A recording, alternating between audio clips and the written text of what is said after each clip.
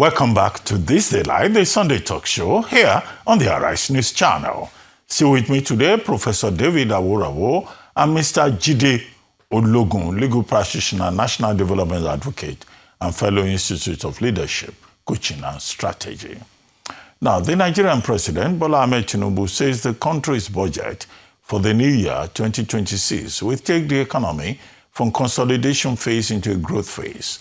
The president made a comment today as he, on Friday, as he laid before the National Assembly a package of 58 trillion appropriation, of which deficit spending is expected to be at 23.8 trillion or 4.28% of Nigeria's gross domestic product. And then, of course, we're talking about it, sneezing and catching cold, and you definitely could be referring to events in Nigeria's oil and gas sector in the past 2 weeks. First was President of Dangote refinery, Aliko Dangote, bringing a petition bordering on an allegation of financial misappropriation before the Independent Corrupt Practices and Other Related Offences Commission against Farouk Ahmed, Chief Executive Officer of the Nigerian Midstream and Downstream Petroleum Regulatory Authority, NMDPRA. According to the petition by Africa's richest man, Ahmed spent a whopping $7 million in 1 year to train his children in schools in Switzerland. A few days ago, President Bola Tinubu thanked him for his services to the nation and announced his replacement alongside his colleague in the Nigerian Upstream Petroleum Regulatory Commission, Gbenga Komolafe. Dan Kunle, an oil and gas business consultant, now joins me again here on This Day Live on Sunday to examine the background to that story, as well as share his thoughts on the 2026 budget as was presented to the National Assembly by President Bola Ahmed Tinubu. Well, very quickly, Mr. Kunle, thank you for joining us.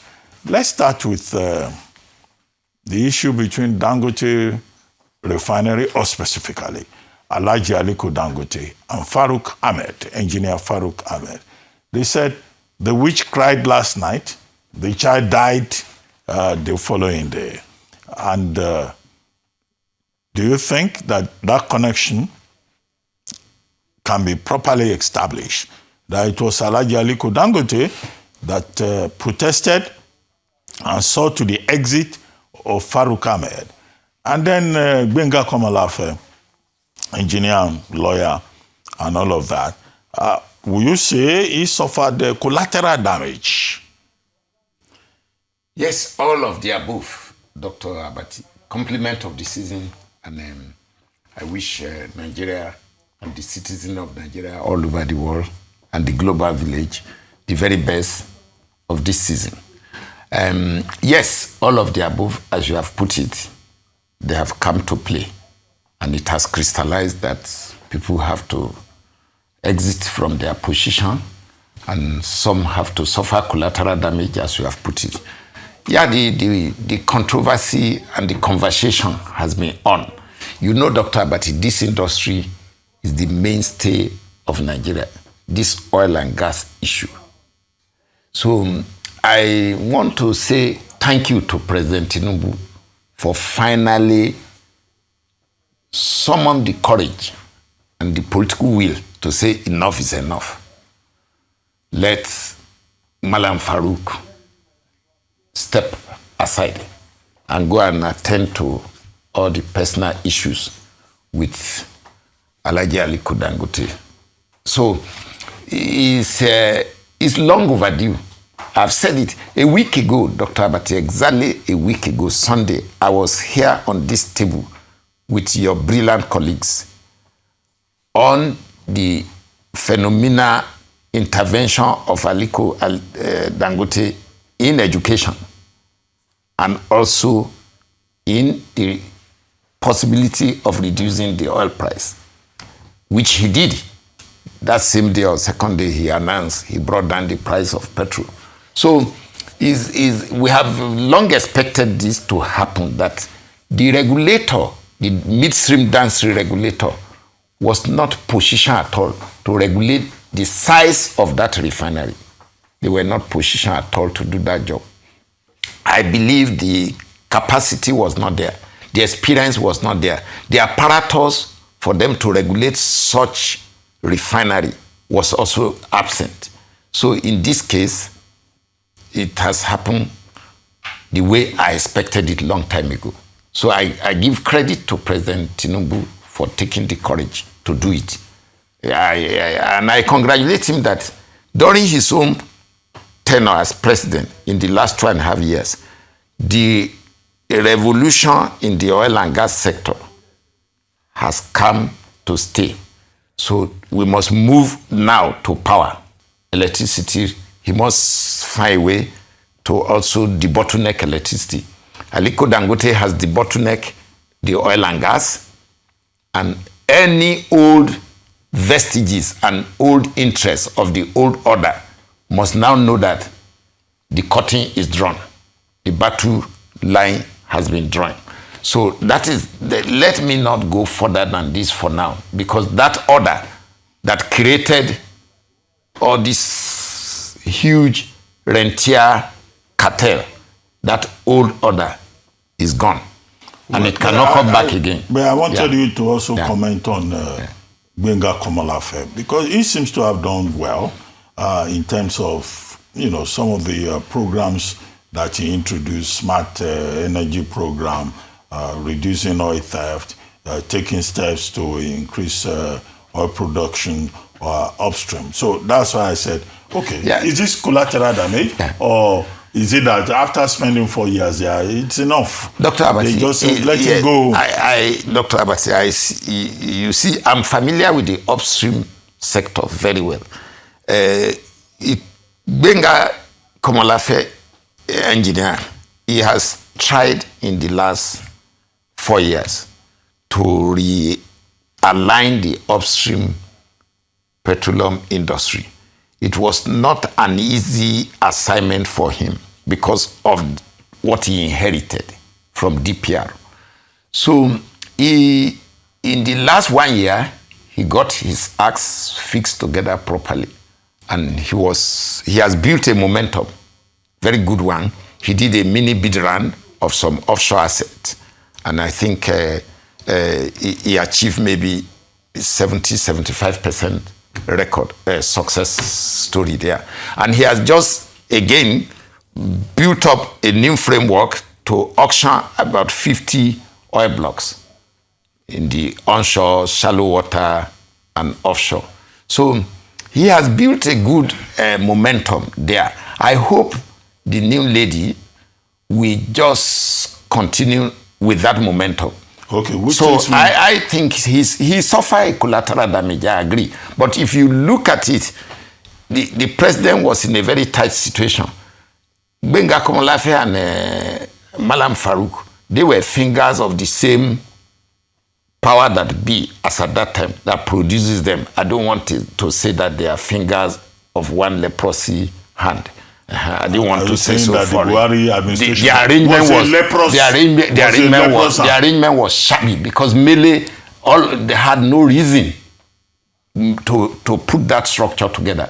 But I have to always give it to Gbenga that he has done the best he could do in the circumstance in which he finds himself. The terrain of the upstream is completely different. Okay. So let me not. It was not Mele that appointed them. It was President Buhari. No, the cartel as at that time hijacked President Buhari. The cartel that time. Okay. Yeah. Okay. Very quickly. Yeah. When the replacements, the nominees went before the Senate committee for confirmation, Senator Adams Oshiomhole raised a point talking to Eyesan, Oris Muyiwa. Yeah, madam. Eyesan. Yeah. He said, look, I'm happy that President Tinubu has appointed a woman, women empowerment. But the main issue is about what you do with policy. And he said that the problem that Engineer Farouk Ahmed had was that, in fact, he should be hanged. Well, that sounded extrajudicial. It may sound extreme. But he said he's not a man that should be alive, that they should hang him because he was importing, something about importation. Instead of supporting local industry. And it was more or less saying Alhaji Aliko Dangote was absolutely right to have blown the whistle against him. Yes. So what is all this thing about importation, local production? Yeah. For the upstream lady, I wish her success. She must assemble brilliant geophysicists, mining lawyers, petroleum mining lawyers around her, and people who will help her sequence the bid round so that she can make the best of it, of the situation, the framework he met on ground. She met on ground now. So it's a Herculean job. So she should assemble very good team to help her. We have no time in our hand at all. On the issue of most distinguished statement, Senator Adam Usmele, you see the passion with which he spoke. That is the type of passion in me. That is the type of passion I expect leadership in Nigeria to exhibit when you know the truth. It's because Adams knows the truth. Yes, his pronouncement may look very draconian. Agree. It's out of passion, he said so. But the reality is that the importation was criminal. But that importation, Dr. Abati, is based on the wrong, fraudulent system that built up in the last 35 years, from NNPC, PPMC to PPRA, which is now NDM, PRA, and NNPC. The midstream, downstream regulatory authority used to have a component in DPR, and they have merged them together to form a regulatory authority for midstream, downstream. And NNPC on one hand. So they created this scenario. They killed the refineries. You know, I said it on this platform before. And then their collaborators, all these Petronas, DAPMA, all of them, they now saw a huge opportunity to embark on this import racketing. And they made fortunes. Okay, that time and season allowed them to do that. But the end of the game is here. It cannot continue. So they should nurse all the losses. They have created big losses for Dangote in the last 18 months. Big one, over 1 trillion, close to 1.4 trillion naira has been lost by Dangote in the last 18 months. So if they, who are crying now, have lost some money, what of all the abnormal profit they have made in the past? What of all the large life they have created in the last 30 years out of you and me, out of our ignorance? So all the fingers that were involved in that era, it is time that President Tinubu should cut that finger. Maybe that's what Adam Usmele meant. It is time to cut that finger. All the fingers, all the hands in that pie, it's time to cut it. And Aliko has his mind and he's determined to end this fraudulent regime of oil importation in this country, because the cartel have become so big. They are hanging there in Togo. They are monitoring every day what is going on in that refinery to make sure they bankrupt the refinery. So if Farouk was part of the culprit, or the one that was willing and kneeling and willing to aid them, so be it. Let him now go and face, all the allegations and the charges that ICPC may bring against him. So that is enough to keep him busy, since he did not take exit when Mele left. If I were him, when Mele left, he would have left honorably. Okay. Yeah. Mr. Kunle. Yeah. So now ICPC has now said that Alhaji Aliko Dangote should appear before its investigators tomorrow to come and provide evidence to back up his allegations. They say he may appear or he may send his representative. They want to engage with him first before they now go to the next step of inviting Farouk Ahmed. Do you imagine that Alhaji Aliko Dangote has evidence, particularly with those allegations about corrupt embezzlement, use of public funds to send children to school in Switzerland? Because some people are saying Alhaji Aliko Dangote is just using power to intimidate, a public official. Dr. Abati, it's not true. I can vouch for Alhaji Aliko Dangote.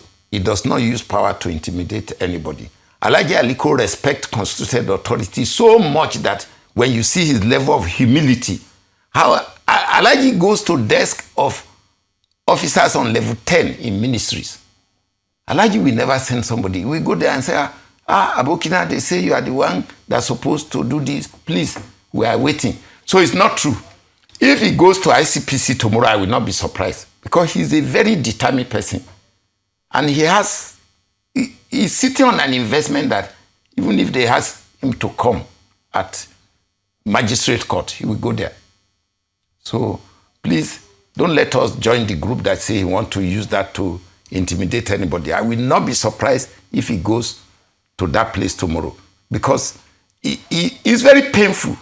It's a deep issue. We shouldn't... when the Prime Minister of England then said Nigeria is fantastically corrupt, I mean, can you imagine the stigma? So if a level of a person like Dangote comes up and say, I have evidence against this person, he cannot remain on that desk. Once he proves it, it means the country is on the path of cleanliness. It means we are now going, public officers. Does it mean, as Senator Shomole prescribed, that if a man is found guilty, he should be hanged? No, since we have a legal system, the process, you are a lawyer, the process we now determine that one. You understand me now? Okay. So, but I believe it is time somebody must bail the cat. President Tinubu bailed the cat by removing subsidy, by bringing the economy of this country to ground zero, to say all the regime we have been running economically were wrong. Let's go back to zero ground to regrow the economy of this country. The same thing Aliko now say, look, I bailed the cat to challenge public officer that I know is corrupt. And I'm ready to prove it. So he is ready to prove it. So we should give him that opportunity now. If I were him, I will go there tomorrow. And I will not be surprised if he goes there. Okay, very quickly. Let's talk about budget 2026. Now, first concern, shouldn't we have our budgets in one single window? It's like we're operating 3, 4, 5 budgets at the same time. 2024, 2025. Now, 2026 is going to be added to it. And then expenditure is over 54 trillion. Revenue is in the range of 34.33 trillion. Deficit is about 4.08%.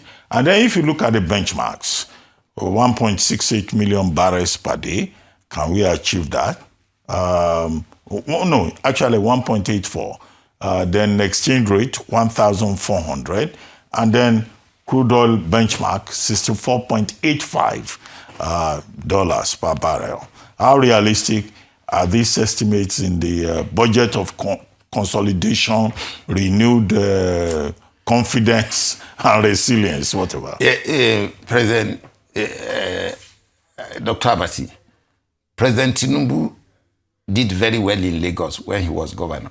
But honestly, his economic management team in the last 2.5 years, I still continue to doubt if he's really on top of issues. How many budgets are we going to have? 2024 roll into 2025, 2025 roll into 2026. So what is the meaning of that? How many laws are you trying to manage now? The Act for 2024, the Act for 2025, the Act for 2026 will come now. So I just see a model up in the entire thing. It's model up, it's not tidy for a nation. Must we run a budget of January to December? No law says so. It's just a convention. So why don't you run a budget of May to April so that you will know that, oh, once they inaugurate me 1st June, my budget will kick in and end on 30th or 29th of May next year. So why must we be fixed to December, January to December? Why? Why are we? What is wrong with us? I find it very confusing because even the school student and pupil know their calendar system is September to August every year. So they stick to it. So how can a country like this, we can't stick to budget circle? I mean, President Tinubu I think he need to still sit up and get his economic management team properly managed so that this haphazard arrangement on the issue of the rate they are using, whether they use 1.8, is not realistic. If I were them, I will still use 1.5 million barrels per day, if I were them. So that if we now have excess crude, then we put it in excess crude account. If I were them, I will use maybe $57 to one barrel, 55 to 57 million to one barrel. So that if I have excess, I can adjust the budget. If I were them, all these projections, I will be more conservative if I were them. So if I respect the DG budget, but I don't know whether he's really on top of these issues with the president. It appears a lot of things are missing. And you and me, the more you look at the economic management arrangement of this country today, the more you get confused. Where is the money? Where is the funding for all the ministries and agencies? What is going on? You hear deficit of 30 trillion somewhere. You hear deficit of 21 trillion now. So when are we going to... And the central bank is sitting on certain money, does not want to intervene. So, Dr. Abati, this conversation cannot be consummated here because it's a serious matter that we require maybe workshop or seminar in the Ministry of Finance or Budget Office for the stakeholders and the managers of the economy of the country to really know exactly what is happening to their resources. Okay, Mr. Dangote. It's a big challenge for President Tinubu. Before I let you go, another issue that came up during the week was a member of the House of Reps, Abdul Samad Dasuki, PDP Sokoto, saying that the gazetted copy of the tax laws is quite different from what they agreed on the floor of the House of Reps. However, the Senate has not said anything about this. Now, the National Assembly has the vote book. Why don't they just publish their own copy so that we can look at, or is this a case of, nobody likes the tax man? They don't want taxation because these tax laws have been very controversial. And now the law is there. It will become effective in January. And it's a loving document. Why don't they publish their own copy? And why don't they even wait and then amend the law? Dr. Abati, tax reform all over the world, before crisis era, during crisis era, to date, it's always like this. It's very, very controversial because human nature, we don't want to pay tax. We just want to enjoy whatever is provided. So, but on this serious allegation from a honorable member from Sokoto on the discrepancies between gazetted and the past act or the past bill, there is something I want the viewers and Nigerians to take away from this conversation, Dr. Abati. You are a lawyer. There is something that is sacred, statutory secrecy, and the authority that the signature of president carry anywhere in the world. The myth of the state, when you see the signature of the president on a paper, you feel the myth that this is power, political power, authority. How can president sign a bill to law and what is being gazetted is now different? Is it typographical? Is it padding? Or is it the wrong draft? Exactly, or is it the wrong draft? So this type of issue is not about Christmas or New Year. When serious issues like this of national concern come up, we should expect all the authorities involved to quickly hold an emergency meeting and clear the air. Because again, it reflects on our character and attitude as a nation. Are you going to walk away now and say, oh, because of Christmas, you keep quiet. New Year, you keep quiet. For a serious allegation like this, if I were the president, I will ask the Senate and the Speaker that they should summon a meeting immediately if I were the president, even though they will say I'm intervening. But I will say, look, I can't stomach this. Because my signature carries authority. The highest authority after God is president of a nation. So how can he sign something and the next thing that come out it has been prohibited? I use the word, you know. So there's a problem. Our reputation, IMF, World Bank, international lending institutions, how can they trust us? So that means even also look at it this way. The clerk of the parliament. But why don't they just publish their own? Thank you. So why even this quiet, silent moment since that allegation was raised still shows our attitude, our nature, and why development is a problem. You don't hold back on things like this. Look, we had crisis of security and safety as a nation. Okay, but we had crisis what do you think generally of the fundamental issue of tax reform? Briefly. The tax reform, brilliant. Good work has been done. We need it in order for the thing to work in alignment with the new economic framework the country needs to build. So we need a new tax regime to work pari passu with the new economy we are trying to build from the scratch. Because the economy of this country is at zero level. The only hope, the only person who gave us hope is Aliko Dangote with the refinery. He has opened up a new frontier for us. Otherwise, this country was sinking already.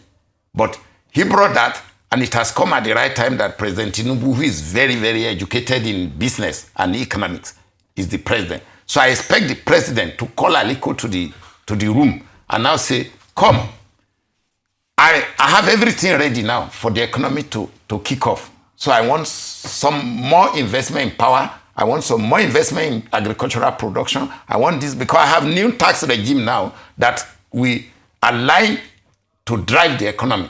So the citizen must be mobilized to follow. So that's the tax regime is necessary, is relevant. The tax reform, but not with this shady issue. It should be cleared immediately. Okay, maybe we should focus more on the substance rather than the controversy. Yeah. And since the lawmakers have the vote book, well, they can publish it. Yeah. After all, what is a gazette? It's just like a publication. Thank you very much. Yeah. Thank you. And don't forget, all the DAPMA and the Petronas, they should go and line up at Dangote refinery if they want their business to succeed. All these campaign against Dangote. That sounds like an advert. No, it's not an advert. Oh, sorry, it's not an advert. It's for them to know that the era of rent seeking in NDPRA is over. Okay. Yeah. Thank you very much, Mr. Dan Kunle, for joining us.